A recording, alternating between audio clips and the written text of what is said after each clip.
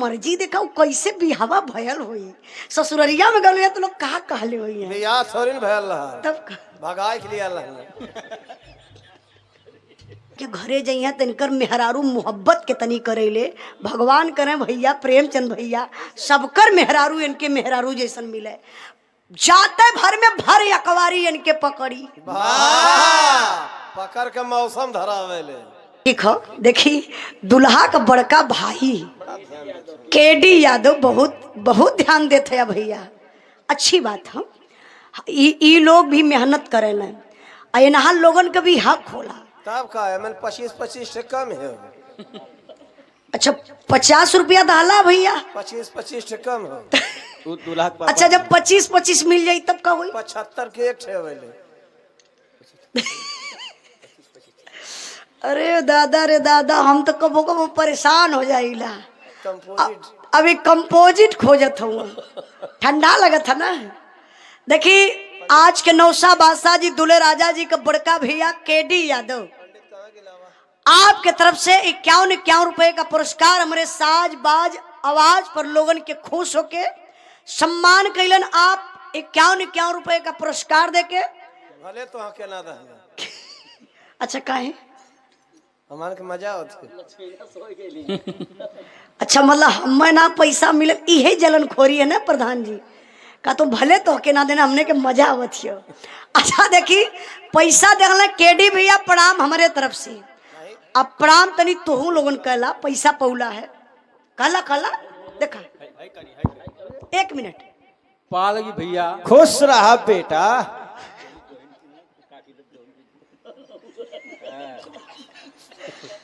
छील दे तू कहे खुश रहा बेटा कहला है भैया चल गए तोरे काली आशीर्वाद हम नहीं दे दो जाए देखा ये आशीर्वाद देवे बैठल हूँ भैया का साथ चंदन उंदन लगा के चलत हो ना आजकल देख लो भैया पैसा डाला इनके कितना रिक्वेस्ट पे तो पैलगी कैला है फिर से कहला पैलगी अब ना कह सकते ना अब तक करे वैसे 50 रुपया अब दहला हम बहुत खुश है जानते कहे हमरे मास्टर साहब जब गाय बजाए के बिरहा वही हम रोकले ला तनी से ठे बात प्रधान जी बता दी ना मेहरारू का बात दई बोल मत नहीं पोत दे थोड़ा सा नाराज होता होगा तो कुल बतिए बताई देबू अब हम ही रह गए बता दी चचा बता दी लल्लू भैया चला ठीक कहो भैया सुनबा ना हमारे मास्टर साहब बहुत अच्छा आदमी अपने मेहरारू से प्यार करे ले वाह इनकर मजबूरी है अच्छा कौन मजबूरी है इनकर अरे सकलिया ना देखा तो कैसे ना अच्छा प्रधान जी इनकर सकलिया ज्यादा खराबी है हीरो लगा तुम्हें इधर देखा अपने आप के कहा ना उजाला तू का समझबू हम रजनीकांत थैला अच्छा ये कौने और से हीरो लगत हूँ पहला में रहना चाहिए अच्छा जाना थी जब गाय बजाए के जइहे तिनकर मेहरारू एकदम इंतजार करत रही केकर हमारे मास्टर साहब का कहीं पकड़ने ले जितना ही करिया हुआ उतना इनकर मेहरारू गोरी हो अरे भैया ये कुल कर्म कमाई होले हो ई कौन करतब कमाई बढ़िया कैले हुआ सही में प्रधान जी बहुत गोर अब भगवान का मर्जी देखा कैसे बिहावा भयल हुई ससुररिया में गल तो लोग कहा कहले हुई है बियाह थोड़ी न भयल रहा तब भगाए के लिए अल्लाह राजेंद्र प्रसाद यादव हसनपुर के धरती से हसनपुर गाँव का नाम बा क्या बात है तो वहां तो लोग हसनपुर 200 रुपए का पुरस्कार देके सम्मान के लिए भैया के बहुत बहुत प्रणाम आशीर्वाद के चाह रही नहीं प्रधान जी भगाई के ना लिए बिया भैल हो अच्छा तो इनकर मेहरारू रही जोहत रही कि हमारे कब आई हैं करियऊ मेहरारू नाम इनकर करियऊ धैले हो कबो कबो गुलाब जामुन कह दे गुस्सियाई के अच्छा हमार करियऊ कब आई हैं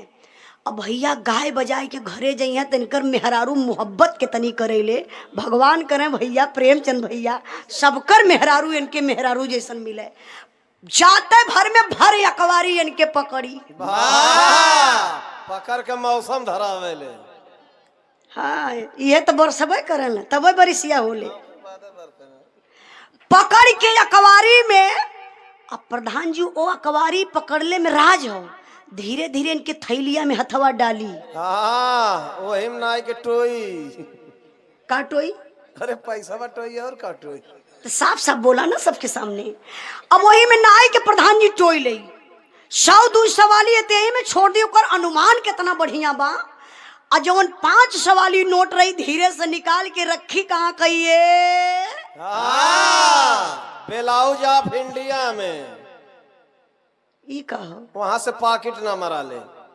अच्छा हाँ, जैसे मेहरारू अक्सर चीज है ही अचरा में गठिया लिए नहीं तो अपने ब्लाउजे में रख लेनी। तब का कितने मेरे 3 पत्थर में धे लेनी। जा प्रभु कहा चाचा खांसत हुआ इतना हो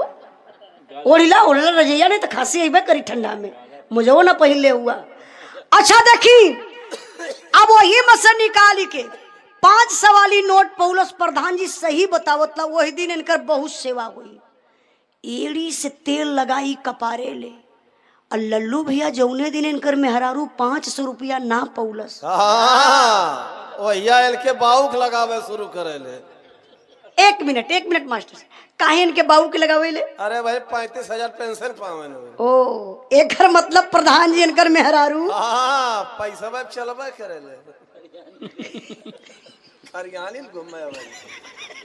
नहीं भैया अब ऐसा मत कहदा कि माँ से क्यों पैसा वाला हो तो कल इनके घरे पहुंच जाए। तब का टिकट बुक हो तो भैया नहीं ए लिए एक बात बतावत बनी कि मेहरारू हमेशा जेब देखैले अब माई हमेशा पेट देखैले। इहे माई और मेहरारू में अंतर हो। दिन भर से घूम के फिर के कमाई के जइबा तो माई का कही पहला वर्ड माई करे लाल खैले कि ना। अरे तनी कुछ खैले जा दिन भर कमावे करत रहबा। लेकिन मेहरारू हो केतनो खट के तू जा केतनो भूख लगल है ओकर बोल यही ठले निकली आई गिला कमाई के का कैला पैसा दे दा अपने माई के। तो गलऊ पैसा अपन ही रखी। लेकिन वैसे हर नारी का बात ना, लेकिन कुछ बाणी समाज में जो समाज के गंदा कर देते हैं। लेकिन हमारे मास्टर साहब का मेहरारू तब का बहुत रायल है। लेकिन आई बिरहा पर बिरहवा कहाँ पहुंचल ले प्रधान जी इनके मेहरारू चक्कर बुलाना नहीं। बिरहा कहाँ रही है यही मतलब कहानी कहानी की देखी के ईमानदारी से हमार बिरहा सुनता वो समझावत है का बिसर गईला। ओ हमारे भैया अच्छा पकड़ ले हया बिरहा।